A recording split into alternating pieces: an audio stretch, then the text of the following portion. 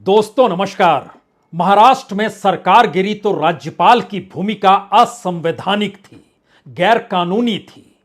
और इसका जिक्र कोई राजनीतिक या पॉलिटिशियन नहीं कर रहा था, बल्कि इसका जिक्र सुप्रीम कोर्ट ने यह कहकर किया, राज्यपाल ने कानूनी दायरे से निकलकर जो नियम कायदे ताक पर रखकर फैसला सुनाया और फैसला दिया और जो निर्देश जारी किए वह सब असंवैधानिक थे। तो एक राज्य की सरकार गिर जाए और राज्यपाल की भूमिका गैर कानूनी और असंवैधानिक करार सुप्रीम कोर्ट दे दे। इस देश में चुनाव आयुक्त की नियुक्ति 48 घंटे के भीतर मोदी सरकार ने कैसे कर दी और इस तेजी से नियुक्ति हुई कि उस पर सुप्रीम कोर्ट को कहना पड़ा, आपकी मनमर्जी चलती है क्या? और अगर मनमर्जी चलती है तो आप जिसे नियुक्त करेंगे वह शख्स आप ही से सवाल कैसे पूछ पाएगा? यानी कल को अगर आप गलत करेंगे तो वह सवाल पूछने की हैसियत रखेगा नहीं। तो पूरी नियुक्ति प्रक्रिया को ही सुप्रीम कोर्ट ने एक झटके में बदल डाला। और अब ईडी का मामला है, ईडी चीफ का मामला है, यानी इन्फोर्समेंट डायरेक्टरेट को जो 1, 2, 3 बार एक्सटेंशन दिया गया वह पूरे तरीके से गैर कानूनी है। इन्फोर्समेंट डायरेक्टरेट के चीफ संजय कुमार मिश्रा 2018 में 2 बरस के लिए नियुक्त होते हैं, लेकिन उसके बाद 1 बरस का उनको एक्सटेंशन दिया जाता है। और उस एक्सटेंशन को देते वक्त केंद्र सरकार नियम कायदे बदलती है और कहती है कि अब सीबीआई और ईडी के हेड जो रहेंगे यानी चीफ या डायरेक्टर जो रहेंगे वह 3 बरस तक रह सकते हैं। लेकिन जब दूसरा एक्सटेंशन दिया जाता है तो कोई इजाजत कहीं से ली नहीं जाती है, कोई कानून में परिवर्तन किया नहीं जाता है। सारे पुराने कानून के तहत चीजें चलती हैं और केंद्र सरकार यानी मोदी सरकार उसके बाद कहती है कि अब हम चाहते हैं कि 5 साल तक कोई रह सके इस पद पर, इसीलिए यह एक्सटेंशन दिया गया है। इसके बाद आवाज उठती है और सुप्रीम कोर्ट का दरवाजा खटखटाने के लिए कांग्रेस और टीएमसी के नेता वहां पहुंच जाते हैं। और आज सुप्रीम कोर्ट को यह कहना पड़ा कि 2021 के बाद से जो एक्सटेंशन हुआ है वह पूरी तरीके से गैर कानूनी है। और अब जो नवंबर में इनका पद छूटना था, सिर्फ 20 दिन का और वक्त दिया जाता है और 31 जुलाई तक इन्हें पद छोड़ना होगा और 1 अगस्त से ईडी के नए चीफ की नियुक्ति होगी, क्योंकि 15 दिन का वक्त काफी होता है। तो क्या महज ये सिर्फ एक सवाल है कि सरकार ने गलत तरीके से एक नियुक्ति कर दी, या इस दौर में ईडी ने पूरे देश के भीतर राजनीतिक तौर पर और व्यावसायिक तौर पर इस देश में जो कोहराम मचाया है, जिसकी आवाज पार्लियामेंट के भीतर गूंजी, जिसकी आवाज उठते उठते सुप्रीम कोर्ट तक पहुंची, तो क्या इस दौर में सारे काम गैर कानूनी किए जा रहे थे? और अगर गैर कानूनी तरीके से नियुक्ति इस देश के भीतर हो रही है और गैर कानूनी तरीके से काम भी हो रहे हैं, तो क्या सारे काम एक झटके में बदले जा सकते हैं? यह सवाल इसलिए महत्वपूर्ण है क्योंकि इस दौर में ईडी की भूमिका कितनी बड़ी हो गई है यह कोई बताने की जरूरत नहीं है। लेकिन आज जरा उन दस्तावेजों को हम खोलना चाहते हैं, आपके सामने उस फैक्ट को रखना चाहते हैं कि संजय मिश्रा का मतलब मोदी सरकार के लिए क्या हो गया और ईडी का मतलब संजय मिश्रा के आने के बाद ईडी की हरकत कैसे बढ़ गई, कैसे कैसे प्रपोजल दिए गए, कितने पॉलिटिशियन को दायरे में लिया गया, कितनी बड़ी तादाद में केसों में बढ़ोतरी होती चली गई और सत्ता मुस्कुराती रही। और मोदी सरकार और खुद प्रधानमंत्री मोदी अलग अलग रैलियों में यह कहने से चूके नहीं कि दरअसल ये सारे चोर एक हो चले हैं जो गठबंधन बनाने की दिशा में बढ़ना चाहते हैं। जनता को भी अच्छा लगा कि वाकई सरकार ईमानदारी के राह पर है। लेकिन बीते दिनों पोल पट्टी तब खुल गई जब करप्ट एक दिन नाम लिया गया और अगले दिन वही करप्ट शामिल कर लिया गया सरकार बनाने को लेकर। जिक्र हम महाराष्ट्र का कर रहे हैं। इस दौर में महाराष्ट्र के भीतर ईडी के अधिकारियों की तादाद बढ़ गई, इस देश के कई हिस्सों में बढ़ गई। और आपको जानकर हैरत होगी, संजय मिश्रा जब ईडी के हेड बने उसके बाद से ईडी के भीतर जितने भी सैंक्शन पोस्ट थे वो खाली एक भी नहीं बचा। यहां तक कि उससे ज्यादा नियुक्तियां होने लगी। 1770 की स्ट्रेंथ और 2000 लोग काम कर रहे हैं। लेकिन उसके आगे की परिस्थिति यह है कि ईडी का विस्तार इस देश की किस किस सैंक्शन परिस्थितियों के बीच होना चाहिए, यानी कौन कौन से केस उसके दायरे में आने चाहिए, और ईडी की स्ट्रेंथ 6000 तक हो जानी चाहिए। इस प्रस्ताव से सरकार आगे चल रही थी। लेकिन फिर वो सवाल है, क्या इस दौर में छगन भुजबल का नाम हो, डीके शिव कुमार का नाम हो, कनिमोझी का नाम हो, मनीष सिसोदिया का नाम हो, सत्येंद्र जैन का नाम हो, फारूक अब्दुल्ला का नाम हो, भूपेंद्र सिंह हुड्डा का नाम हो, लालू और तेजस्वी का नाम हो, अमरिंदर सिंह यानी कैप्टन की घेराबंदी, उनका भी नाम का जिक्र कर लीजिए, और कुल 122 पॉलिटिशियंस का इस कड़ी में जिक्र कीजिए, तो क्या यह सब कुछ एक सिलसिलेवार तरीके से सबको कटघरे में खड़ा कानून के हिसाब से किया जा रहा है? इस बात को खुले तौर पर प्रधानमंत्री कहने से चूके नहीं, और ईडी लगातार इसके ढोल पीटती रही कि देखिए हम इस रास्ते चल रहे हैं। लेकिन सुप्रीम कोर्ट ने जब कहा और आज कहा कि यह नियुक्ति ही गैर कानूनी है, तो क्या यह माना जाए कि सरकार के भीतर कानून के जानकार नहीं है? वो नहीं जानते हैं कि इस तरीके का जब नियम कायदा है ही नहीं, तो फिर आपने नियुक्त कैसे कर लिया? दरअसल इस फैसले के परिप्रेक्ष्य में आज इन तमाम डाटा को इसलिए समझिए क्योंकि जितनी बड़ी परिस्थिति इस देश के भीतर इस दौर में कानून को ताक पर रखकर या संविधान को हाशिए पर ढकेल कर हो रही है, उसमें ईडी माइलस्टोन है। और आज justice B R. Gavai, justice Vikram Nath और जस्टिस संजय करोल की जो स्पेशल बेंच बनी थी, उसने इस फैसले को सुनाया, और जस्टिस गवई ने साफ तौर पर कहा कि नियुक्ति 2021 के बाद से ही गैर कानूनी है। हमें लगता है कि ईडी के भीतर एक क्षण के लिए झांक कर आज देखना चाहिए कि आखिर कितने केस किस रूप में इस दौर में बढ़े हैं, और एक गैर कानूनी नियुक्ति और एक व्यक्ति के जरिए जब इस देश के भीतर की प्रक्रिया हो रही थी, तो उसका सच क्या है, उसकी हकीकी की जमीन क्या है? क्योंकि कुल केसेस ईडी के पास 5422, जब से ईडी बनी है तब से यह जिक्र हम आपसे कर रहे हैं, और मोदी सरकार में 3555 केस, यानी मोदी सरकार से पहले के जो केस की तादाद थी वह 1868, मोदी सरकार में 3555, और कुल मिला के 5422। यह तो एक आंकड़ा है। लेकिन जिस ईडी की नियुक्ति को गैर कानूनी ठहराया सुप्रीम कोर्ट ने, उनके कालखंड में 2723 मामले दर्ज हुए हैं। यानी संजय मिश्रा के आने से पहले ईडी 2014 से 2018-19 तक सिर्फ 832 मामलों को दर्ज करती है, जो केस की शक्ल में दर्ज होते हैं, और उसके बाद संजय मिश्रा आते हैं तो 2723 मामले 2022 तक का जिक्र हम आपसे कर रहे हैं। यही आखिरी डाटा सरकार के जरिए सामने आया। यानी किस रफ्तार से केसेस लगातार बढ़ते चले गए, और इन सब के बीच आपके जहन में फिर यह सवाल होगा कि अच्छा, चुनाव आयुक्त की नियुक्ति भी क्या इसी तर्ज पर, राज्यपालों को भेजा जाना भी क्या इसी तर्ज पर? क्योंकि ईडी की फहरिस्त में 125 नेताओं का जिक्र, जिसमें से 122 नेता मौजूदा वक्त में कोई ना कोई जगह पर राजनीति कर रहे हैं। वो विधायक भी हैं, वो एमएलसी भी हैं, वो सांसद भी हैं, वो राज्यसभा के सदस्य भी हैं, वो राज्यों के पूर्व मुख्यमंत्री भी हैं। लेकिन इस फहरिस्त में किसी बीजेपी के नेता का नाम नहीं है। और जिस नाम की परिस्थिति में पड़ रहे हैं, तो पहला सवाल कोई भी सोच रहा होगा, सुप्रीम कोर्ट में इतनी ताकत कैसे आ गई? क्या जस्टिस चंद्रचूड़ के वक्त में सुप्रीम कोर्ट अपनी जमी को पहचानने लगा है? क्योंकि पन्नों को पलटिएगा तो 2021 के बाद से जब स्थितियां नाजुक इस देश के भीतर ईडी को लेकर हो रही थी, उस वक्त में जस्टिस रमन्ना अप्रैल 2021 में चीफ जस्टिस बने थे और अगस्त 2022 तक रहे थे। कोई आवाज क्यों नहीं उठी?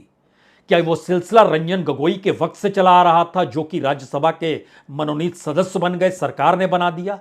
या फिर सुप्रीम कोर्ट से किसी तरीके के संविधान की व्याख्या करते हुए सरकार को कटघरे में खड़े करने की परिस्थिति किसी ने सोची ही नहीं थी? ये पहली बार ऐसी स्थिति बन गई, क्योंकि जस्टिस रमन्ना के कार्यकाल को देखिए, जस्टिस यू ललित के कार्यकाल को देखिए, उससे पहले जस्टिस बोबड़े के कार्यकाल को देखिए, और उससे पहले रंजन गोगोई के कार्यकाल को देखिए। तो क्या मौजूदा वक्त में पूरा असर सुप्रीम कोर्ट के ऊपर इस तरीके से पड़ा है? जहां पर परखा जा रहा है कि कानून के दायरे में काम होना चाहिए। और इन बातों का जिक्र इसलिए बड़ा महत्वपूर्ण है क्योंकि ईडी इस देश के भीतर में अकेला संस्थान है जिसके भीतर स्ट्रेंथ जो थी 50% एक डायरेक्टर के बदलने के बाद बढ़ती चली गई। खुद संजय मिश्रा जो हैं यह 2018 में इनकी नियुक्ति होती है एज ए डायरेक्टर। नवंबर 2018 में 1984 बैच के आईआरएस हैं। आईआरएस जी, केजरीवाल भी आईआरएस थे। यह नवंबर 2018 में आते हैं, 2020 में रिटायरमेंट, लेकिन 1 साल का इनको एक्सटेंशन दिया जाता है और कहा जाता है कि नहीं 1 साल बढ़ाया जाना चाहिए और उसको लेकर कुछ संशोधन किए जाते हैं। उस संशोधन के दायरे में जो सीवीसी का कानून है वह भी लाया जाता है और बताया जाता है कि इसमें परिवर्तन क्यों जरूरी है। देश मान लेता है, लेकिन उसके बाद दोबारा 2021 में दोबारा नवंबर में एक्सटेंशन दिया जाता है, नवंबर 2022 में दोबारा दिया जाता है। यानी जिस तेजी के साथ एक्सटेंशन दर एक्सटेंशन मिलता है उसमें 4 साल 8 महीने और 31 जुलाई जो उनका आखिरी दिन होगा 13 दिन, इतने दिनों तक ईडी को संभालने वाला शख्स ईडी की पूरे अंदरूनी परिस्थिति को कैसे बदल देता है, इसको इस रूप में समझिए। 50% स्ट्रेंथ मौजूदा वक्त में जो ईडी के भीतर है वो संजय मिश्रा के कार्यकाल में हुई है, जिनके कार्यकाल को गैर कानूनी सुप्रीम कोर्ट कह रहा है। 9 special director, 3 additional director, 36 joint director, 18 deputy director, और इसमें बड़ी तादाद में वो अधिकारी जुड़ते चले गए। वो इनकम टैक्स के अधिकारी हैं, director general of GST intelligence के अधिकारी हैं, कस्टम के अधिकारी हैं, एक्साइज डिपार्टमेंट से जुड़े हुए अधिकारी हैं। क्यों? क्योंकि देश के भीतर ईडी नाम लेते ही सामने वाला थर-थर कांपने लगे। एक ऐसी परिस्थिति इस देश के भीतर खड़ी की गई और उस परिस्थिति में इस देश में लोकतंत्र है जो संविधान के हिसाब से चलता है, एक झटके में तार-तार हो गया, क्योंकि ईडी एक प्रीमियर इंस्टीट्यूशन, स्वायत्त इंस्टीट्यूशन, कॉन्स्टिट्यूशनल बॉडी है। और वहां की नियुक्ति को लेकर, और यही सवाल सीबीआई को लेकर तब उठा था जब वहां पर सीबीआई डायरेक्टर आलोक वर्मा से स्पेशल डायरेक्टर आस्थाना टकराए थे। और भारत के इतिहास में पहली बार सीबीआई हेडक्वार्टर की 5वीं मंजिल पर रात के 12 बजे के बाद सरकार ने ऑपरेशन किया था और उस ऑपरेशन की अगुवाई और कोई नहीं, नेशनल सिक्योरिटी एडवाइजर डोभाल कर रहे थे। ये सारे इतिहास के पन्नों में दर्ज होते चले जा रहे हैं जो मोदी काल के भीतर में अमृत काल की परिस्थिति है। और इन बातों का जिक्र इसलिए भी बड़ा महत्वपूर्ण है क्योंकि एक के बाद एक जब चीजें बढ़ रही है तो उसमें हमें लगता है कि आज इस फैक्ट को भी समझिए। 2019 से लेकर 2022 के बीच में 2723 केस 3 साल में दर्ज किए गए और 2012 से 2019 के काल में 1262 केस, यानी दुगने से ज्यादा 3 साल में। उससे पहले 7 साल में उसका आधा था। लेकिन इस दौर में स्ट्रेंथ बढ़ती चली जा रही है और इस स्ट्रेंथ में लगभग 1700 अधिकारी जो ऑफिसर्स हैं, जो क्लर्क हैं, जो सिपाही हैं, जो मल्टीटास्किंग स्टाफ है, जो स्टेनोग्राफर है, वो बढ़ना शुरू होता है। और इस वक्त आज की तारीख में इनकी तादाद तकरीबन 2100 है। लेकिन महत्वपूर्ण यह है कि इस ईडी का दायरा बड़ा होना चाहिए, इसकी स्ट्रेंथ बढ़नी चाहिए। तो एक प्रस्ताव भी रखा गया, प्रस्ताव ईडी के जरिए ही रखा गया और कहा गया 6000 लोग चाहिए। क्यों चाहिए? क्योंकि इसके दायरे में बाकी सारी चीजें भी सरकार लाने की तैयारी कर चुकी है, कुछ ले भी आई है। हाल के दिनों में आपने सुना कि जीएसटी भी इसके दायरे में आ रहा है, यानी व्यापारियों को भी नकेल कसने की स्थिति में सरकार आ रही है। सीधे सीधे ईडी के अधिकारी कार्रवाई करें। इसके दायरे में मनी लॉन्ड्रिंग के अलावे व्यापारी यानी जीएसटी का आना, तमाम साइबर क्राइम का आना, क्रिप्टो करेंसी का आना, जो फंड टेररिस्टों का होता है, जिसके मूवमेंट्स होते हैं फंड को, उसको लाना, व्हाइट कॉलर क्रिमिनल्स को लेकर आना। और इसी के दायरे में जो दुनिया के बाहर भारत से भाग गए, जो एक्सट्रेडिशन के मामले हैं, 30 ऐसे मामले हैं जो ईडी के दायरे में हैं। उसमें 23 इंडिविजुअल जो फ्रॉड करके गए या एंटी नेशनल एक्टिविटीज में शामिल रहे, उसको लेकर भी कर रहे हैं। सीबीआई इतने दिन से काम कर रही है, लेकिन एक झटके में ईडी को उभारा गया। पहली बार एक डायरेक्टर बनाया गया तो उसको बरस दर बरस उसको स्ट्रेंथ देने की कोशिश सरकार करती रही और पार्लियामेंट के भीतर हंगामा मचे, पार्लियामेंट से कदमताल करते हुए तमाम सांसद राष्ट्रपति भवन की दिशा में बढ़े या फिर सुप्रीम कोर्ट जाकर अर्जी दाखिल करना चाहिए, सारी परिस्थिति इस देश ने इसी दौर में देखी है।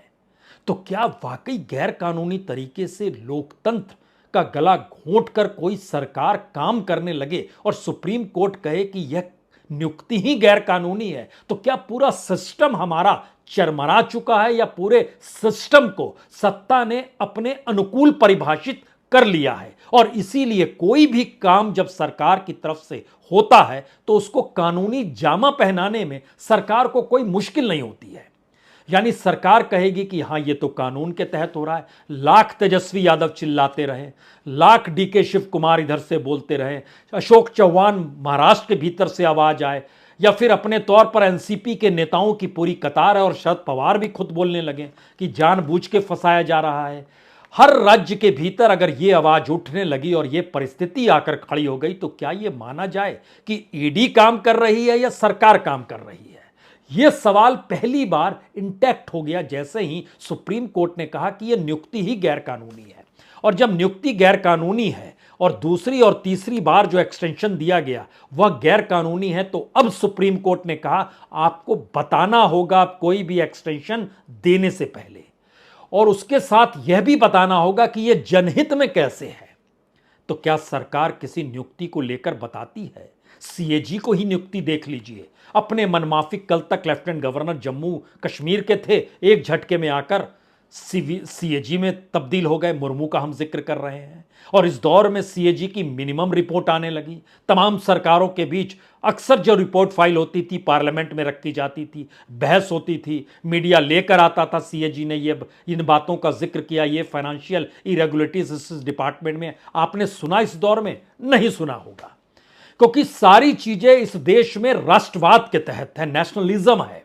और नेशनलिज्म का मतलब होता है कि वो कॉन्स्टिट्यूशन से भी क्या ऊपर हो गया, और नेशनलिज्म का मतलब क्या सरकार ने एक ढाल बना लिया इस दौर में और उसके साथ साथ नेशनल सिक्योरिटी को भी जोड़ दिया। अब नेशनल सिक्योरिटी और नेशनलिज्म की आवाज अगर एक चुनी हुई सरकार उठाने लगे और अंदरूनी तौर पर वो गैर कानूनी कार्य कर रही हो, तो फिर एंटी नेशनल कौन हुआ? जिसने सवाल पूछा या जिसने नियुक्ति की? नेशनल सिक्योरिटी पर खतरा कौन है, जो सवाल पूछ रहा है या जो नियुक्ति कर रहा है? अब इस बहस के दायरे में इस देश को जाना होगा। राजनीतिक तौर पर ऐसी परिस्थिति इस देश के भीतर कभी नहीं थी। बार बार जिक्र इमरजेंसी का होता है। इमरजेंसी में तो राष्ट्रपति ने खुले तौर पर हस्ताक्षर किए और प्रधानमंत्री ने ऐलान किया और इस देश के कॉन्स्टिट्यूशन से मिले जो मौलिक अधिकार थे वो खत्म हो गए, और वो तमाम अधिकारों के खत्म होने के बाद कानूनी प्रक्रिया उस 2 बरस की भी अगर आप परखिएगा तो सरकार पॉलिटिकल वेंडेटा के तहत काम तो कर रही होगी, लेकिन इस देश के संस्थान बचे हुए थे। किसने सोचा था कि संस्थान और सरकार एक हो जाएंगे? जो चेक एंड बैलेंस है, जो कार्यपालिका और विधायिका के बीच है चेक बैलेंस, वह कम से कम बना रहेगा, वो खत्म हुआ। बीते दिनों यह भी आवाज देश में आने लगी कि तीसरा पाया भी डगमगा चुका है न्यायपालिका को लेकर। लेकिन जब से जस्टिस चंद्रचूड़ आए उसके बाद से फैसलों की फहरिस्त देखिए। क्या किसी गवर्नर के काम को गैर कानूनी इससे पहले कहा गया? किसी इलेक्शन कमिश्नर की नियुक्ति को लेकर क्या कहा गया कि मनमर्जी चलाते हैं, तरीके को बदलिए? इसमें लोकसभा यानी संसद के भीतर विपक्ष के नेता को शामिल कीजिए, चीफ जस्टिस से राय लीजिए, खुद बैठिए, अकेले फैसले मत कीजिए। इस बार भी यही कहा गया कि आप खुद फैसले मत कीजिए, मिल के फैसले होने चाहिए, कलेक्टिव वे में होने चाहिए, क्योंकि सवाल देश का है और इनका काम जनहित को लेकर है, ये सरकार हित को लेकर नहीं है। ये पहली बार ऐसा इस देश के भीतर सुनाई दे रहा है। और जब इस फैसले को लेकर आज जब जिक्र हो रहा था तो उसमें एक बात और जाननी चाहिए कि दरअसल नियुक्तियां जो इस देश के भीतर में होती हैं उसमें नौकरशाहों की जो पूरी कड़ी है, जब हेड सरकार के नजदीक होता है तो उस इंस्टीट्यूशन के भीतर उस इंस्टीट्यूशन का हेड जो होता है वही प्राइम मिनिस्टर होता है। यानी संजय मिश्रा ईडी के भीतर मोदी थे। आप इसको ऐसे भी समझ सकते हैं जैसे इस देश की सरकार के भीतर प्रधानमंत्री मोदी का मतलब उनके अपने कैबिनेट के बीच में क्या होगा ये बताने की जरूरत इस दौर में होनी नहीं चाहिए। किसी भी मंत्री की क्या हैसियत है ये कोई जिक्र आज होना नहीं चाहिए, लेकिन ब्यूरोक्रेसी में भी एक तालमेल रहता था। एक सिस्टमेटिक तरीके से कानून को परखा जाता था। दिल्ली पुलिस का एक्ट है या सीवीसी का जो एक्ट है या उसके आश्रय जिस एक्ट के तहत काम किया जा रहा है, इन चीजों का जिक्र होता था। लेकिन एक झटके में अगर मैसेज ये चला जाए किसी संस्थान के भीतर कि उनको अगुवाई करने वाला जो लीडर है, जो डायरेक्टर है या चीफ है, अगर वो प्राइम मिनिस्टर के कहने पर यह सब कुछ कर रहा है तो किसकी हिम्मत होगी? तो कानून मायने कहां रखेगा? और प्राइम मिनिस्टर अगर पॉलिटिकल वे में चीजों को करना चाहते होंगे कि राजनीतिक तौर पर किसको निशाने पर लिया जाए, जिसका जिक्र ममता ने किया, जिसका जिक्र तेजस्वी ने किया, जिसका जिक्र नीतीश कर रहे हैं, जिसका जिक्र शरद पवार कर रहे हैं, जिसका जिक्र केजरीवाल कर रहे हैं, जिसका जिक्र राहुल गांधी कर रहे हैं, ये तमाम परिस्थिति क्या बतलाती है? बतलाती है कि राजनीतिक तौर पर इस देश के संस्थानों को राजनीतिक सत्ता ने अपने काम में लगा लिया है और काम इस देश के भीतर कानून के तहत नहीं, राजनीति के तहत ज्यादा हो रहा है। तो पहली बार इस सिस्टम को उघाड़ कर रखा गया है। और इसको उघाड़ने का मतलब यह भी समझिए कि जब केस लेकर पहुंचे थे वहां कांग्रेस की जया ठाकुर और रणदीप सुरजेवाला और टीएमसी की महुआ मित्रा और साकेत गोखले, इन चार लोगों ने जब केस उठाया था तो सीधा सवाल यही था उसमें जो लिखा गया था कि ईडी के जरिए राजनीतिक तौर पर जो राजनीति साधी जा रही है वह लोकतंत्र का गला घोंटने की प्रक्रिया है। इस देश के भीतर में डेमोक्रेटिक एस्पेक्ट खत्म किए जा रहे हैं और हम चाहते हैं कि ईडी के चीफ को जिस तरीके से एक्सटेंशन दिया जा रहा है, इस पर सुप्रीम कोर्ट कानूनी तरीके से चीजों को परखे। और सुप्रीम कोर्ट ने कानूनी दायरे के भीतर जब फैसला इस बात का जिक्र किया कि यह नियुक्ति अवैध है, गैर कानूनी है, तो एक झटके में मोदी सिस्टम जो पूरा का पूरा इस देश के इंस्टीट्यूशंस को संभालता है वह नेकेट हो गया।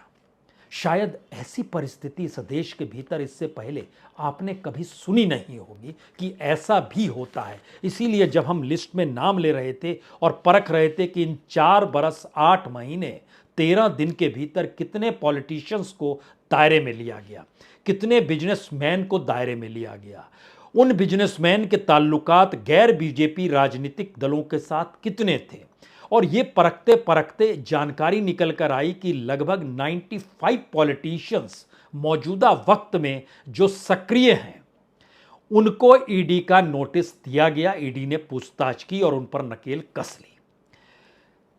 लगभग 936 इस देश के भीतर में ऐसे बिजनेसमैन हैं, व्यापारी हैं, जिनको कटघरे में लेकर पूछताछ करने की प्रक्रिया में ईडी लाकर खड़ी हो गई। जो 2000 से ज्यादा केसेस को सामने लाया गया है उसमें जब्ती बड़ी तादाद में हुई है जो कि संपत्ति के तौर पर होती है। लेकिन यह भी समझना होगा कि इस देश के भीतर में विजय माल्या का केस भी ईडी के पास है, नीरव मोदी का केस भी ईडी के पास है, मेहुल चौकसी का केस भी ईडी के पास है, अगस्ता वेस्टलाइन जो वीवीआईपी चॉपर किकबैक्स जो लिया गया था उससे जुड़ा मामला भी ईडी के पास है। तो क्या ये माना जाए कि मोदी के सबसे ताकतवर नौकरशाह की नियुक्ति अगर गैर कानूनी थी तो वह पूरा उस दौर के कार्यकाल में किया गया कार्य भी गैर कानूनी तरीके से हो रहा था?